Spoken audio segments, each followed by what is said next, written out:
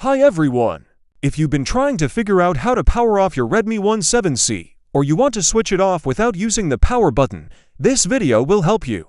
I'll show you the fastest way to turn off your phone using the normal method, and also a useful alternative in case your power button is broken or not working properly. Many Redmi users don't know that there's actually more than one way to shut down the phone, and one of them can be a real lifesaver. Let's get started!